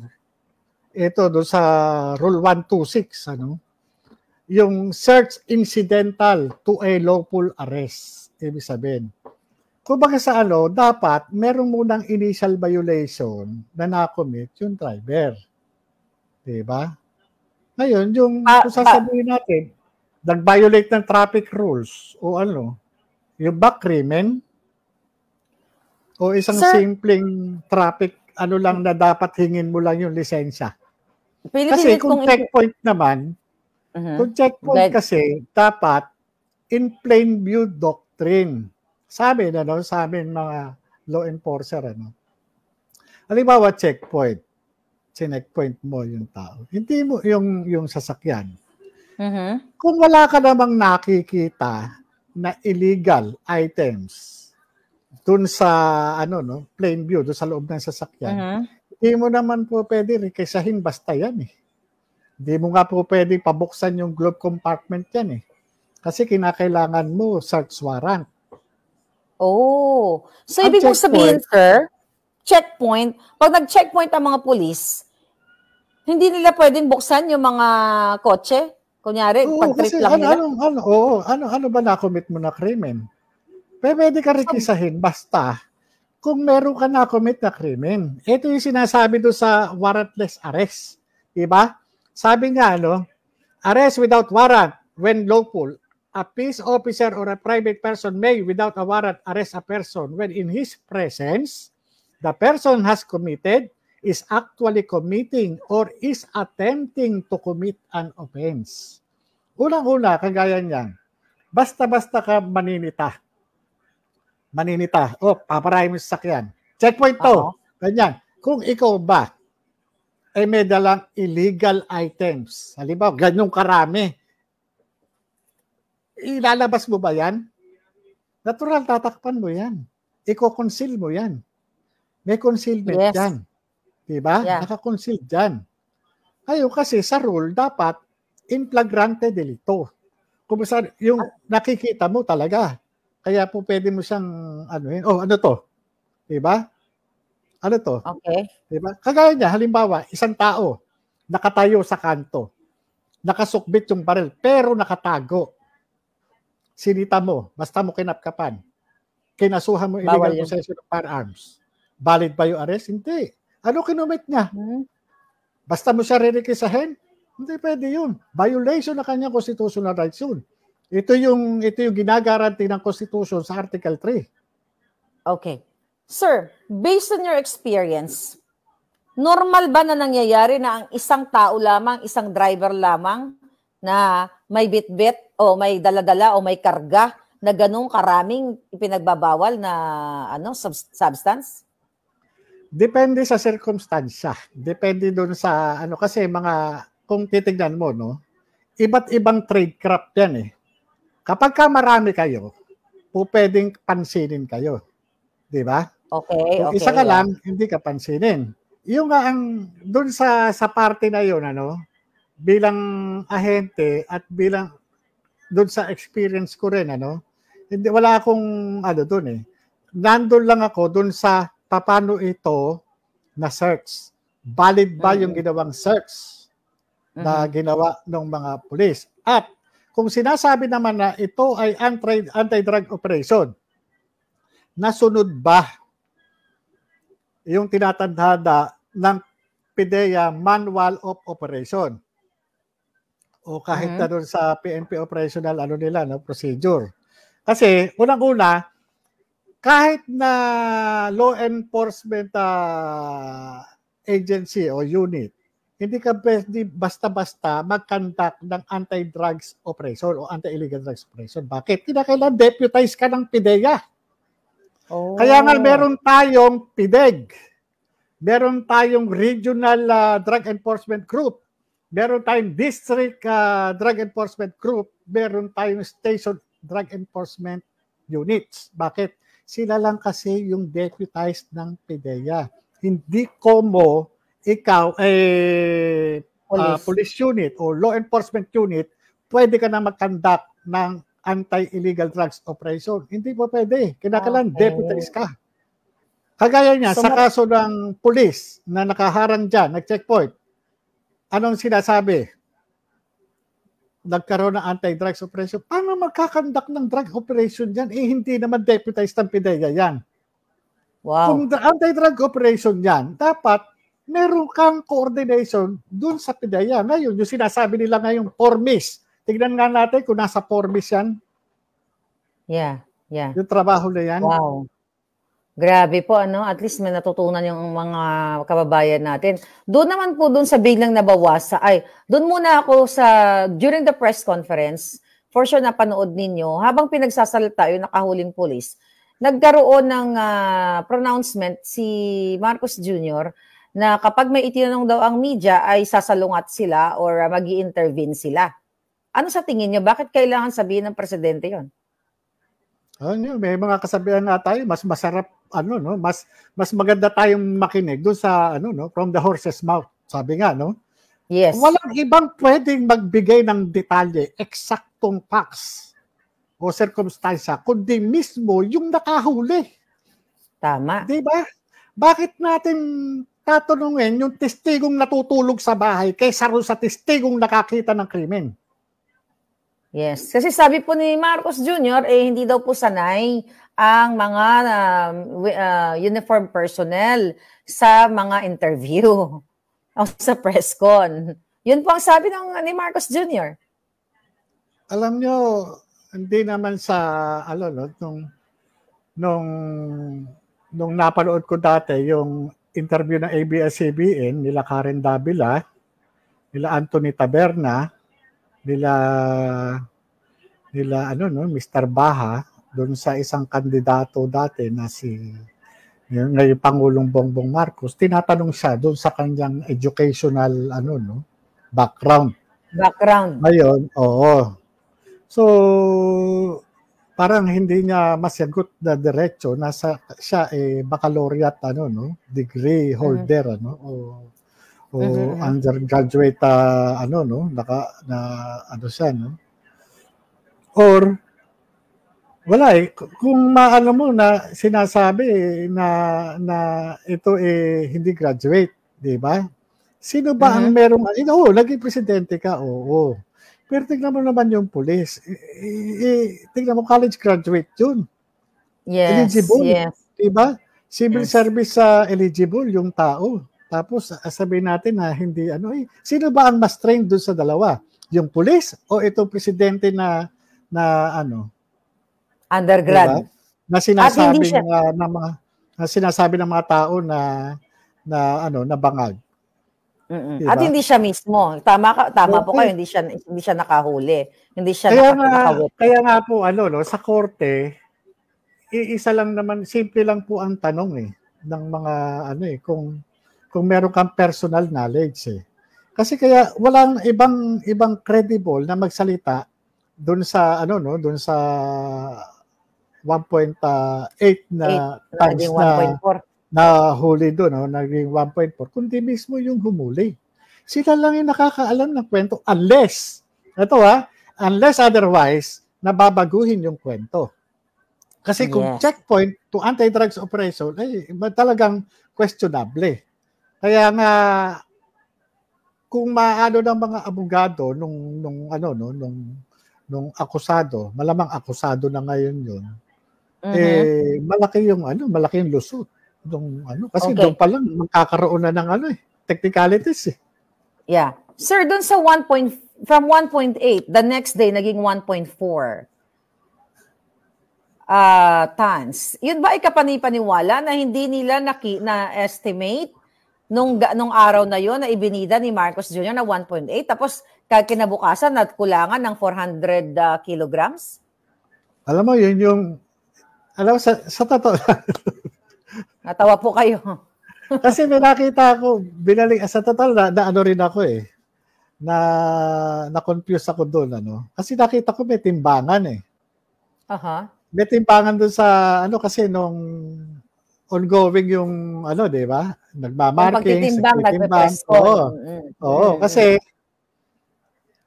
kung usually pagkaganyan, nagkakaroon talaga ng discrepancy. Pero hindi ganun kalaki. So, kumbaga sa ano, no? Mga ilang kilograms po ang considerable na pwedeng, nagkamali lang. Hindi, halimbawa, sa isang, palagay mo, no, sa isang kilo, bisan, 998 o 997, palagay, 1,000 grams, di ba? Ganun eh. Pero, pagka dineclare mo siya ng 1 kilo, tapos ang kulang isang guhit, masyadong, 100 grams na yun eh. Para bang, teka muna, makakabuljakan sa opisina na ito. Putis ka, lika nga rito. Ano na nangyari dito? Para bang ganun eh. Wow. Putis kayo Parang, laki ng discrepancy. Kasi, more or less 400 kilos. Parang, may na 11. Iba, sabi nga nila, uy, na 11 si Kuting. Wala ganun. Parang, di ba? Teka muna. Para tayong, na ito eh. Alam mo, sa iba yan, may na-relieve na. May na-relieve na, yes. Oo, sa iba yan, may na-relieve na. Kung may, pero, parang, sa totoo lang, kung maliit na amount, ano yan, di ba? At, doon pa lang sa, sa area, para masabi mong high grade, malabo kasi yung qualitative, result, nangyayari yan matapos ma-examine ng mga forensic chemist. Oo, yun sabi madilaw-dilaw daw. Oo nga, kasi ang pag-submit namin yan sa request, ang request kasi para ma-determine yung qualitative at quantitative result, di ba? So yun, pero sa amin naman, kagaya niyan, tinitimbang tapos dadalhin din doon sa laboratory. Minsan nga tinimbang namin talaga nagkukulang. Pero hindi ganoon. Hindi kalaki. 400 kilograms ang labo. Oo, parang talagang nakataya talaga yung credibility nila rito eh. Hindi ganoon kalaki. Para bang sabi, eto, ang kantang, pang Miss Universe to, di ba? Tapos pagdating doon sa, hindi pala babae. Di ba? Pasensya na doon sa mga, diba? Pipitsugin pala. So, sir, sobrang marami kaming, itong revelasyon ninyo. Maraming salamat dahil naglakas po kayong loob na magpa-interview dito at yun ang mapagbigyan ng taong bayan. Actually, it's not for me, but para sa taong bayan, for transparency, dahil nga ang nasasangkot po dito ay ang Pangulo ng Pilipinas, na minsan nang kayo ay nasa PIDEA, nakita ninyo sa letrato na ipinresent ng confidential informant na ang presidente ngayon ay sumisingot ng white powdery substance. Panguli na lang po, sir, dahil alam ko, excited na rin ang taong bayan na marinig ang iba pa ninyong mga sasabihin na hindi nyo pwedeng sabihin sa channel na ito, sa Senate sa April 30, 10 a.m. Ano po ang gusto nyong mensahe sa taong bayan? Ito po, bali, igalang po natin yung ating konstitusyon, ipaglaban po natin ang ating mga karapatan. Bilang dating ahente ng PIDEA, dumating po sa akin ang pagkakataon dahil na rin sa payo ng ilang mga dati kong kasama na mag-deny na lamang patungkol dito sa mga dokumento na ito. Ito po, sabi ng mga kakilala nyo, i-deny ito? Pero dumating po sa akin sa point na kinausap ko yung aking mahal sa buhay na magsabi ng totoo dahil ako naniniwala rin ako at ang takot ko din na baka dumating yung araw na lumutang yung confidential informant at ilabas yung na ito, no? Kaya nagpasya na rin ako talaga na lumabas dahil ayoko rin na dumating yung panahon na yung katotohanan ay maging bahagi pa ako ng pagtatakip noon. Kaya kung ano man po yung maging kapalaran ko, parte po yun ang trabaho . At saka ang pinapanalangin ko na lamang po, magkaroon po ng tunay na pagbabago dito sa ating bansa. Yun lang po. Maraming salamat po sa inyo.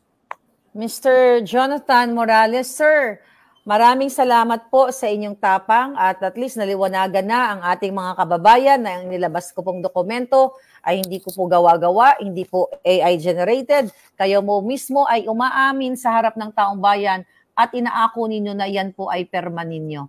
Maraming salamat, sir. Good luck at ipagdadasal po namin ang inyong kaligtasan na makarating kayo ng ligtas sa Senate hearing sa April 30. Thank you and God bless you. Maraming salamat po sa pagtitiwala ninyo. Thank you. Alright, mga kababayan, grabe revelasyon. Wala na ako ibang masabi. Kayo na bahala. Sa muli, bukas, magkita-kita muli tayo. I hope itong video na ito maipakalat ninyo sa inyong mga mahal sa buhay kung meron pa kayong pagmamahal sa inyong lupang sinilangan. Narinig ninyo mismo inamin ni dating team leader, Agent Jonathan Morales na hindi po AI at nakita po niya mismo ang mga litratong ipinresent ng confidential informant na minsan noong 2012 ay nakita niya ang presidente ngayon na sumisinghot ng pulburon. Ngunit may higher ups ay pinigil nung yung raid na yon at ayaw pa nga ay hindi niya pwedeng sabihin sa atin, sa Senate daw niya sabihin kung ano nangyari. So, kayo na po ang magdesisyon. This is your Fair Lady Maharlika.